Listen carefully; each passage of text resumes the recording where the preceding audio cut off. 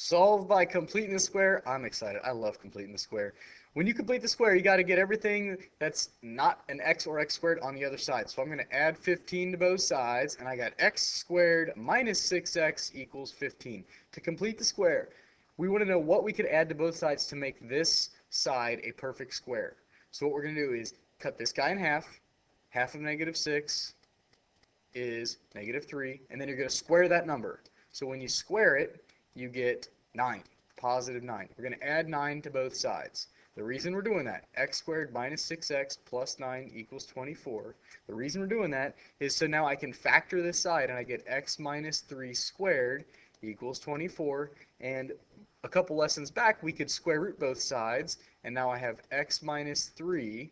The quantity squared, if you square root that, is x minus 3. And 24 is 2 times 2 times 2 times 3.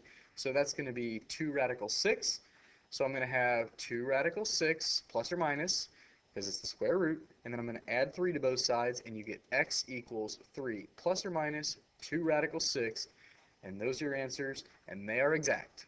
So that's awesome. Let's try another one. I've already got everything that's not an x on the other side. So first thing I want to do when I complete the square is get rid of everything that's in front of x squared. You want this to be the leading coefficient of 1. So we're going to go ahead and do that. Now you've got this. We're going to cut 4 in half. That's 2, and then square it. So 4. X squared plus 4x. I'm going to add 4 to both sides. Negative 7 plus 4 is negative 3. Now you have a quantity squared. X plus 2 squared equals negative 3. I see imaginary numbers in our future. Square root both sides. X plus 2 equals. The square root of negative 3 is I radical 3, and that's plus or minus. And I'm going to subtract 2 on both sides. X equals negative 2 plus or minus I radical 3. Now we got complex solutions. Let's go ahead and do that one more time. When you don't have a 1 in the front, you want to divide everything in the problem by 3. So I get x squared plus 6x, and I'm going to do this in 2 steps. 42 divided by 3 is 14, so I'm going to subtract that, and I'll get negative 14 over here. Cut 6 in half, you get 3. Square it, you get 9. Add 9 to both sides.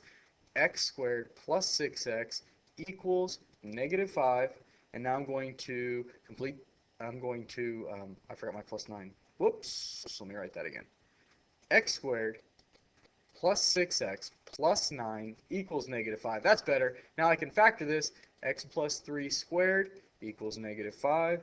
Take the square root of both sides. X plus 3 equals, that's just I radical 5. The negative 1 can come out. Subtract 3 on both sides. Finally, negative 3 plus or minus I radical 5. Remember, there are 2 answers. They are complex. Negative 3 plus or minus I radical 5. And we're done.